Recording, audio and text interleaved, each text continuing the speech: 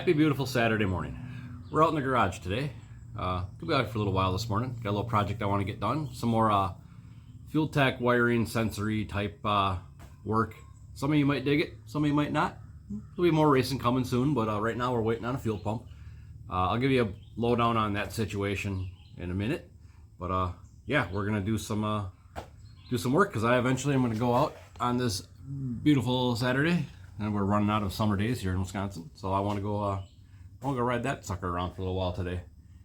And we're gonna go ahead and it's 8:30 on a Saturday morning, and I've been up since like 6. Finally decided it was time to get in the garage, so we're gonna get this done nice and early, and we're gonna enjoy the whole rest of the day. So let's get going on our little project here. So real quick, fuel system update. Fuel pump has been sent back to Fuel Lab to get just a check over. I cannot confirm nor deny that the pump was bad. It seemed to be working. We're just going to get it checked out. I got the injectors cleaned out, ready to go.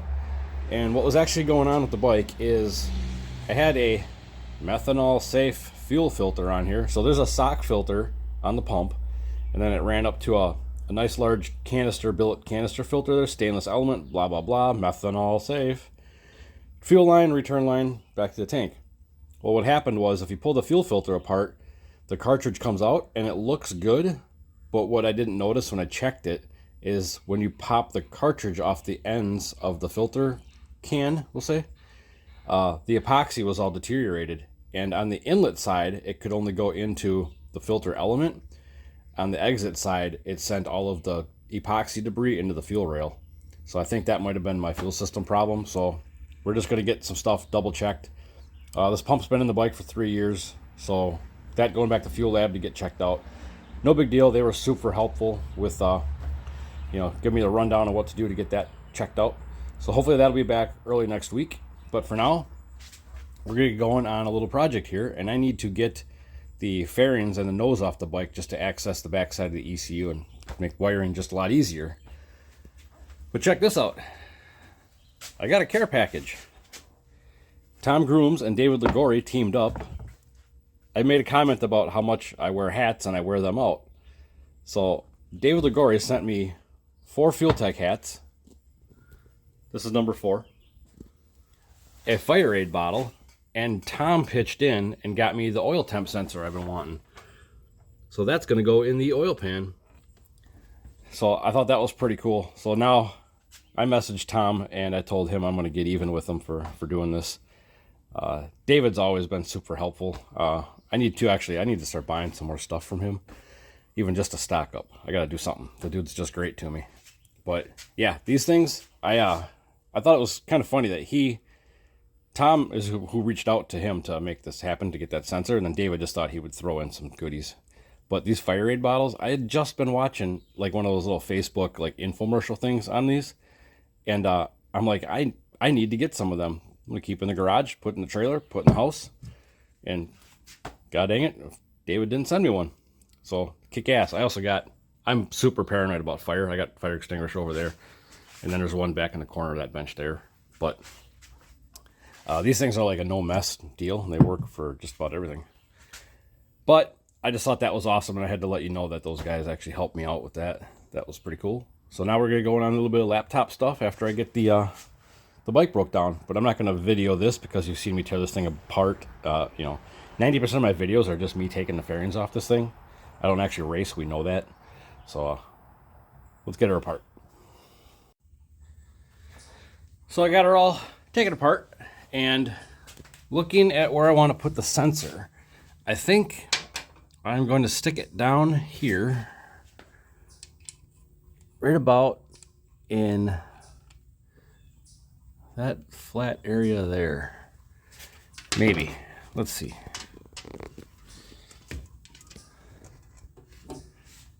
Yeah, I think I might stick it right in the center of the pan at the rear. Right there.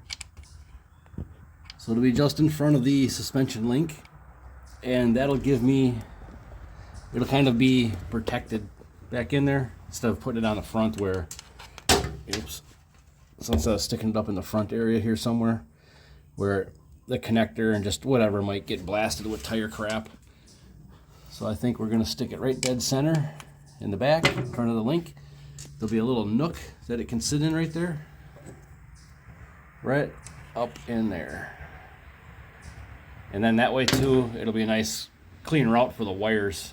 Instead of coming up the front side of the motor, it's a little harder with the header and stuff. So like if I was to come up over this way, we got to snake around through all this to get up into that. So I think what I'm going to do down here, I can tuck the wires in nice and tight, run them over to the gear position sensor, and I can just kind of string that all together and run kind of like how everything else is routed. But I already drained the oil. Now I got to plunk a hole in the back of the pan, get that tapped, put the sensor in, and then we just got to string 2 wires. We'll get going on it. Well, I got the pan off the bike, and I realized I wanted to put the sensor right in the center here, and I forgot there's a boss there for where the windage tray sits. So we're just going to scooter on over to this location. So that's front. So it'll just be off to the right-hand side of the bike a little bit. So we'll just run the wires around this way, and then it'll come over to that gear position sensors over here. So not a big deal. We just got to move her over one little flat area. That way I can, hard to see with the lighting, but we got about a 1/4 inch material to work with, and then this will go right like that. It'll work slick. So I'm going to drill a couple holes. Well, I'm going to drill a pilot hole, then I'm going to drill the big hole, and then we're going to tap it. We'll get that reinstalled, get the sensor in, seal it up, and we'll put oil in it right away while I'm doing some wiring work. Then we can wait and see if we get a leak or anything out of it. But I think we'll be fine. So I'm going to go ahead and drill those holes.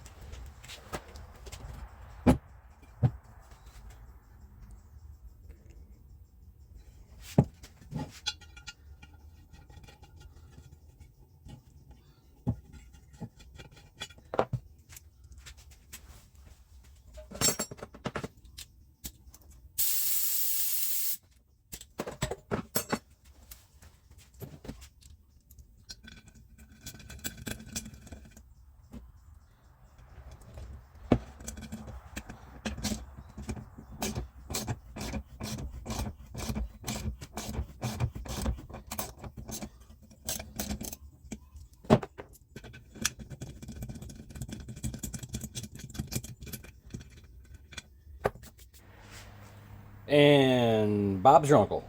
Look at that. In there nice and slick. That'll be just ducky. So now what I'm going to do is put the pan back on. I'm going to put the oil back in, top it off, check that. And I'm going to let that sit with oil in it just to make sure nothing's seeping or leaking. I don't see why it would. Those threads cut perfect. And she should be sealed up nice and tight. I don't think that's going to be an issue. And yeah, we'll let that sit. And then I'm going to get ready to string a couple wires. And I'll show you how I set it up in here. So When I wired this bike, I unpinned every wire I didn't need and kept the lengths of everything that I cut off, which works out convenient because I got the wires I need, complete with one pinned end for the ECU, so I can just reconnect this into the terminal that needs to be an oil temp sensor. So I'm going to loom these together. We're going to pin it back into the connector, and we'll start stringing them down to the back where it needs to go. Okay, what I'm going to do here is I'm going to go in and set up the sensor. I'm going to let the ECU know that I'm installing a new sensor. So we're going to go down on our left hand side here. We are going to scroll down to inputs. Right over here. That guy there. We're going to click on inputs. And here's all the inputs I'm using currently. You can see number 7 is available. So we'll click on number 7. We'll enable it up here. I just clicked it to enabled. So now I can give it a name. We'll go all the way down to oil temperature now. These are just all pre-configured options to pick from. Go down to oil temperature right here.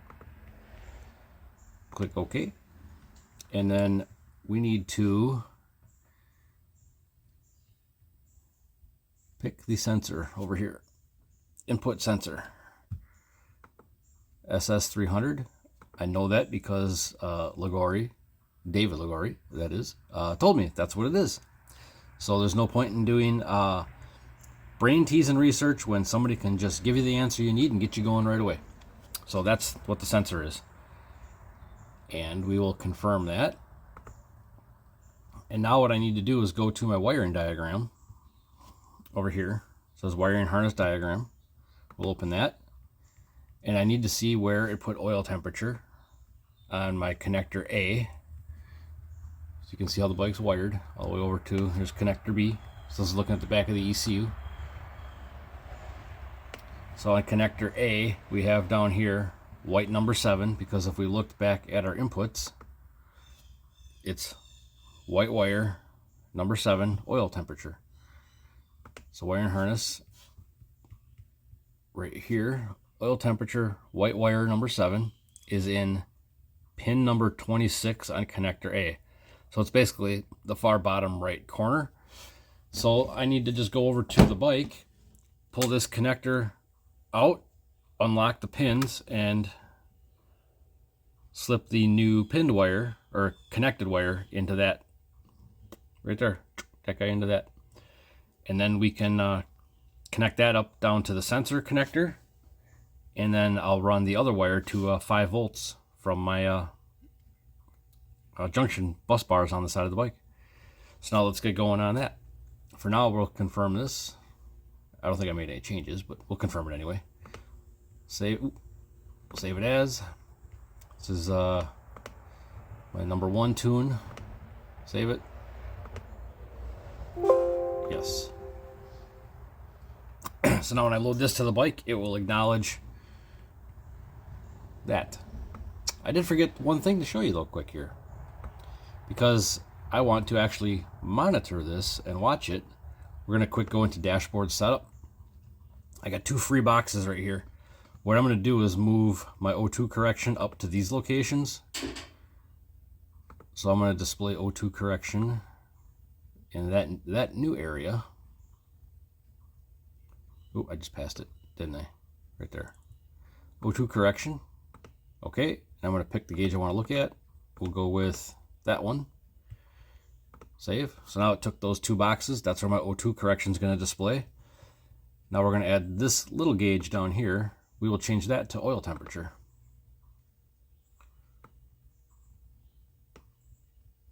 And because I only got the 1 box I'm working with, it's only going to give me 1 option that fits that box. So we'll save it. So now my dash will display oil temperature down on that little area there.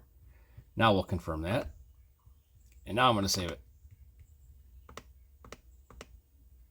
And that's my number 1 tune. Save. Yes. When it's all said and done, when I get this done, I will go back and do that to the other tunes that I have active for the bike, or current for the bike, I should say. But now we need to go string some wires. So now all I got to do here is I gotta get myself a little poking tool. As we're gonna take this connector here, pop the, never mind the burns on my hand. My welding gloves need to be replaced and there's holes in that spot. But anyway, I'm gonna pull that connector out. And what I'm gonna do is release the pins.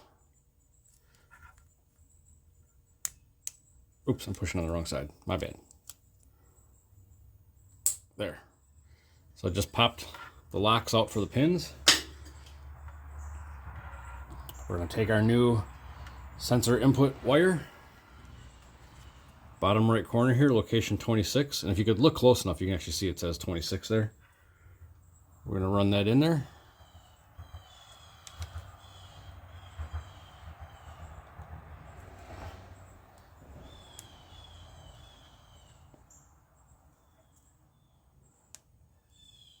Come on. My hands aren't working. Here we go. Once it's in all the way, you'll see the pin show up in the bore. And then you just got to go back and lock them back in and connect it back up. That easy. Now I just got to string this down to the sensor. So we got our wire pinned, goes laces on through here, running it down through here, right down into here. So these are the two wires I just got to run down to the sensor down there. Now, one of them is obviously my signal. The other one's got to be my 5-volt reference.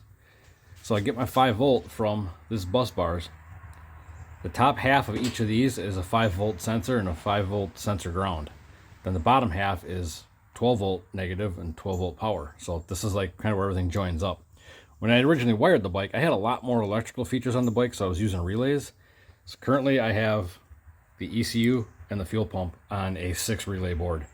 So at some point I'll probably simplify things because I don't need all that. But for now it looks complicated, but it's a very simple layout.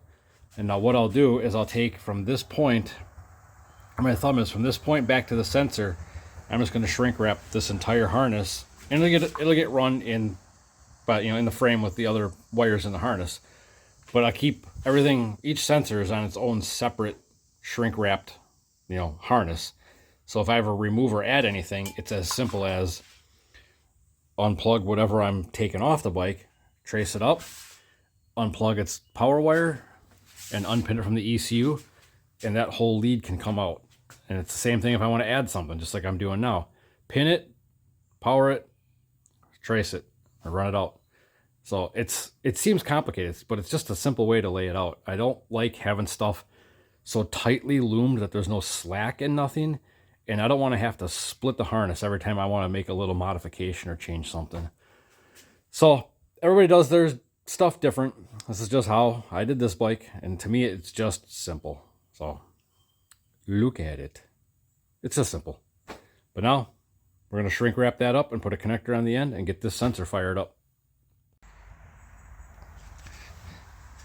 So I got it shrink wrapped. I'm using my green shrink tubing. It's actually just a little bit thicker than the black stuff I run, because I figure once I get down into this area where things start to get hot and getting under the bike, we'll give it a little more protection. And actually, when I get this, so I got it strung to there, and then this is going to come down to the bottom, wrap around, go to the sensor, and then I'll get a loom clamp to hang it right there where my thumb is.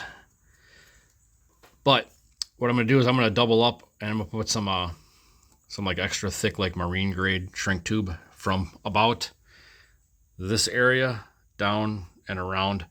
That'll be black, but it's just a thicker. I just want to give this lead, I want to give it a little more protection down around the bottom of the motor. Just you don't know what's going to be kicking around and being that close to the ground. So we're going to keep working away at getting that sensor connected up. Like I said, this is just going to come around and bink right into that. And I'll get it all tied up nice and clean, and you won't even know it's there. I got to run my boot on first, and then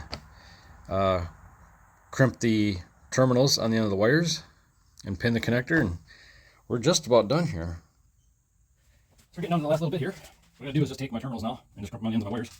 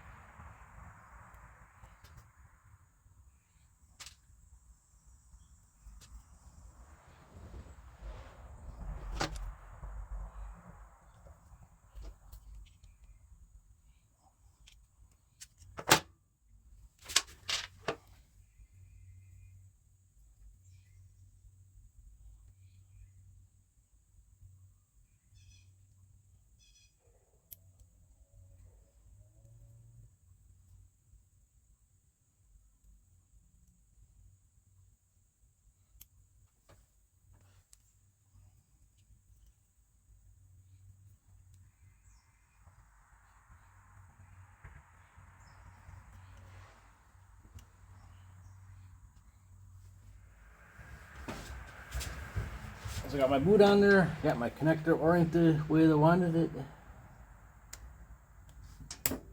And that's it.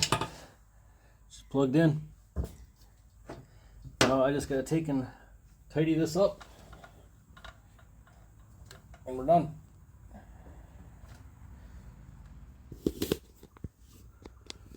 There it is. Oil temp sensor.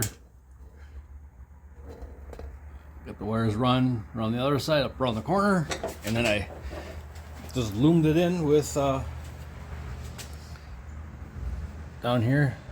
I just loomed it in with the wires for the gear position sensor right there, and then they come right up there with the rest of the stuff. So all in there nice and tidy. Now let's double check and see what the data looks like. Sensor is installed, and since we're in the garage of truth and honesty here, I made a mistake hooking that sensor up. I just kind of rushed into things, and I had so obviously it's a 2-wire sensor. One is signal from the ECU, so we got that right. The other side, I just assumed was going to be a 5-volt power. It's not. It's a 5-volt ground. It's a ground sensor. I should have known that. I had it hooked up. It didn't work. I switched it. Actually, I looked up on Fuel Tech which kind of sensor it is. Saw that it's a ground. I switched it over to my 5-volt ground. Boom, sensor works. So, again, garage of honesty. I fucked up and I told you. So, if you see any part, if you made it this far to the video, well, congratulations. Thanks for hanging around. But in previous little segments here in this video, if you see me talking about hooking it up to a 5-volt power, I was wrong. It needed to be to the 5-volt ground side. And now that we have that, we've justified I'm an idiot and I don't know what I'm doing, so you shouldn't be watching this channel. But now that I have it, you'll see down in the corner here, we have oil temp 72.123 degrees. So everything being ambient right now, that's just about right. You can see the tires 72 degrees. My engine coolant temp, which is actually just like an air temp sensor, 71 degrees. So we are spot on, and I am pretty happy about that.